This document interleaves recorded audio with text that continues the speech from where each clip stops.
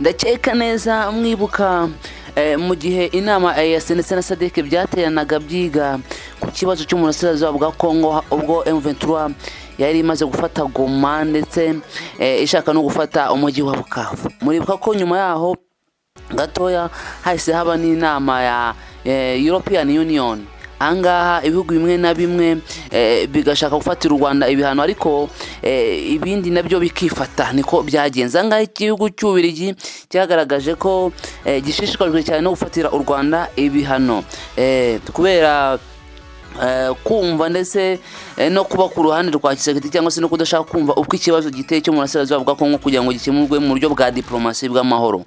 Ubu Rwanda nk'igihugu gishaka ubusugi, igihugu gishaka umutekano, igihugu gishaka iterambere kidashingiye kuri bampasi ibihugu, ubu noneho cyafashe umwanzuro w'uko igihugu nk'icyo cy'Ububiligi cyumva kigifite imyumvire ya yindi y'ubukorone bwa kera bwo kumva ko ibihugu bya Afurika ari uduhugu two kwikorera ibyo dushaka, bwo gukora ibyo bashaka. Ubu noneho leta y'u Rwanda yafashe umwanzuro wo gucana umubano n'icyo gihugu cy'Ububiligi. Nimwiyumvira ukuntu byifashe. U Rwanda rumaze gutangaza ko ruhagaritse gahunda y'ubutwererane n'igihugu cy'Ububiligi nk'uko bikubiye mu itangazo rya Minisiteri y'Ububanyi n'Amahanga n'Ubutwererane. Iri tangazo rivuga ko mu gihe umuryango mpuzamahanga uhamagarirwa gushyigikira inzira y'ubuhuza nk'uko yemejwe n'umuryango wa Afurika yunze ubumwe ndetse n'imiryango ya SADC n'Afurika y'Iburasirazuba hagamijwe gukemura ikibazo cyo mu burasirazuba bwa Kongo, Ububiligi bwo bufatanyije n'iki gihugu cya Kongo bwakomeje kwanduranya bushaka kubuza u Rwanda amahirwe atuma rugera ku nkunga y'iterambere harimo n'itangwa n'ibigo mpuzamahanga by'imari. Rikomeza rivuga ko Ububiligi bwafashe icyemezo cya politike cyo guhitamo uruhande bubogamiraho muri iki kibazo cya Repubulika Iharanira Demokarasi ya Kongo, ariko u Rwanda rukaba rubona bwarabigize intwaro ya politiki. U Rwanda rusanga gufata ibihano mu buryo bubogamiye uruhande rumwe bikoma mu nkokora bikanatinza inzira yo gukemura ikibazo yashyizweho ku rwego rwa Afurika nk'uko byagiye bigenda no mu bihe byashize. Iri tangazo kandi rikomeza rivuga ko ibi bigaragaza ko ubutwererane n'Ububiligi mu by'iterambere ntacyo bwaba bushingiyeho kandi budashobora kuramba. Ku bw'ibyo rero u Rwanda ruhagaritse gahunda y'ubutwererane yari iriho kuva muri 2024 kugeza muri 2029. Itangazo rigaragaza ko u Rwanda ntawe uzarukangisha icyo ari cyo cyose ngo rureke ingamba zarwo zo kwicungira umutekano no kurinda imbibi zarwo mu gihe hari ibikibangamiye nk'umutwe wa FDLR washyiriweho ibihano n'umuryango w'abibumbye. U Rwanda kandi rusanga ubufatanye mu iterambere bukwiriye gushingira ku bwubahane ku mpande zombi, kandi u Rwanda rubikomeyeho mu kugaragaza uko rukoresha inkunga ruhabwa. Ku murongo wa telefone turi kumwe n'umuvugizi wa guverinoma wungirije Alain Mukurarinda. Mwiriwe neza. Mwiriwe neza. Twagira ngo twongere tugaruke kuri iki kibazo. Ni izihe mpamvu zatumye u Rwanda rufata iki cyemezo? U Rwanda rwafashe iki cyemezo kubera ko rusanga imyitwarire y'igihugu cy'Ububiligi mbere na mbere ihabanye cyangwa se inabangamiye ibyemezo byafatiwe hano mu karere ku birebana n'ikibazo cy'umutekano mu burasirazuba bwa Kongo.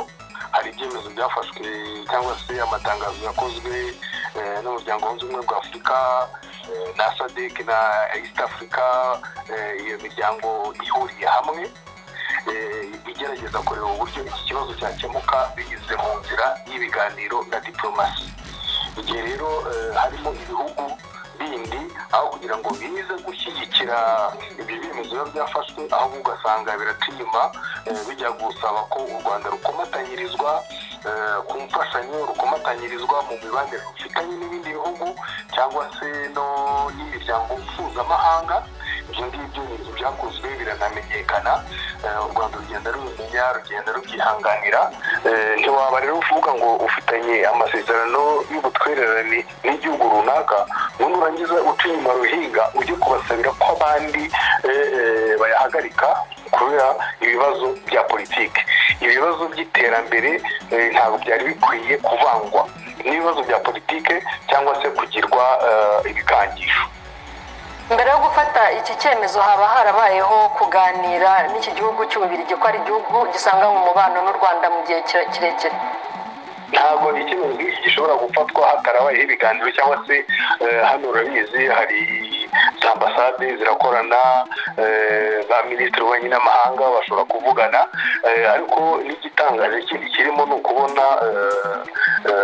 hari impamvu u Rwanda rutanga ku birebana n'umutekano warwo, hari impamvu zivugwa ku birebana n'abantu b'abanyekongo bavuga ikinyarwanda bazira uko bavutse, ariko ugasanga igihugu kimwe runaka gihisemo kwirengagiza impamvu z'igihugu kimwe kikajya gusa ku ruhande ruvugwa n'ikindi gihugu. Icyo gihe rero iyo uhisemo ni uburenganzira bw'iki gihugu guhitamo, ariko rero gushaka kuvuga yuko wagira ubutwererane cyangwa se amasezerano y'ubutwererane kugira igikangisho kandi bakwereka yuko ikibazo gihari ari icy'umutekano w'u Rwanda n'abanyarwanda, ibyo ngibyo ntabwo byaba ari ibyo kwihanganirwa.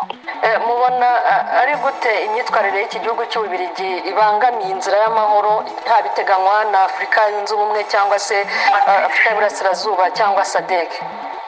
Rero ibangamiye kubera yuko kugira ngo bajye mu nzira y'ibyo bihugu uvuze bigize SADC, bigize Afurika y'Iburasirazuba ndetse n'ibyavugiye mu nama y'abakuru b'ibihugu b'umuryango wunze ubumwe bwa Afurika, abo bose baravuga bati ikibazo kigomba gukemurwa mu nzira y'ibiganiro, ikibazo kigomba gukemurwa mu nzira ya diplomasi. Hari ikibazo u Rwanda ruvuga cya FDLR, ibintu byagiye biganirwaho bigashyirwaho umukono ko iyo FDLR igomba gusenywa, ibyo ngibyo ntibishyigikiye. Hari ikibazo cyavuzwe, imiryango yose wavuze yemeza yuko noneho guverinoma ya Kongo banisaba yuko nayo igomba kuganira na M23. Iyo bigahindukira ikavuga iti ntabwo tuzaganira nayo, igihugu kikaza kigashyigikira iyo nzira yafashwe na guverinoma ya Kongo iyo ikeka ko cyangwa se yemeza yuko iki kibazo cyakemurwa mu nzira y'intambara. Murabizi neza yuko guverinoma ya Kongo uretse abasirikare bayo yahamagaye ingabo z'u Burundi, ifatanya n'abacanshuro, ifatanya na FDLR, ifatanya n'abazarindi, ifatanya na SADC, biyemeza inzira y'intambara. Niba rero hari igihugu runaka kiyemeje kujya muri iyo nzira guverinoma ya Kongo yahisemo, ni ukuvuga ngo ubangamiye abandi bose biyemeje inzira y'ibiganiro n'inzira ya diplomasi. Nguko uko ikibazo babaje bibangamira bati ni uko guverinoma ya Kongo icyo gihugu cyemeje gushyigikira, bo bahisemo inzira yo gukoresha ingufu za gisirikare, nyamara abandi basohoka bati uko byagenda kose. Mwarabibonye perezida wa Angola ejo bundi abazwa avuga igihe yaratangiye kuyobora umuryango w'ubumwe Afurika, avuga ati sinkomeje kuba umuhuza, ariko nubwo byagenda gute ni ngombwa yuko iki kibazo gikemurwa mu nzira y'ibiganiro. Ejo bundi mwarabibonye n'umunyamabanga mukuru w'umuryango w'abibumbye ati M23 guverinoma yabo bagomba kuganira n'abandi. Mu by'ukuri rero niba uhisemo gufatanya na Kongo na guverinoma yabo, inzira bahisemo turezi n'iy'intambara n'iya gisirikare, uba ubangamiye iyo nzira yindi y'ibiganiro ya diplomasi yo gukemura ikibazo abantu batagombye kurwana. U Rwanda guhagarika ubutwererane n'igihugu cy'Ububiligi, murabona ari izihe ngaruka bishobora kugira niba zihari? Ingaruka niba hari igihugu n'ubundi mwari musanzwe mufitanye ubuhahirane, ubufatanye, hari ibyo muhana cyangwa se hari ibyo igihugu kigufasha, iyo bihagaze ubwo nyine abo byageragaho akamaro ntabwo bikibagezeho. Ariko ku rundi ruhande nk'uko nigeze kubikomozaho, ntabwo ushobora kuvuga kuba wagurana umutekano w'abaturage b'u Rwanda cyangwa se ubusugire bw'igihugu cy'u Rwanda ngo bugurane imfashanyo.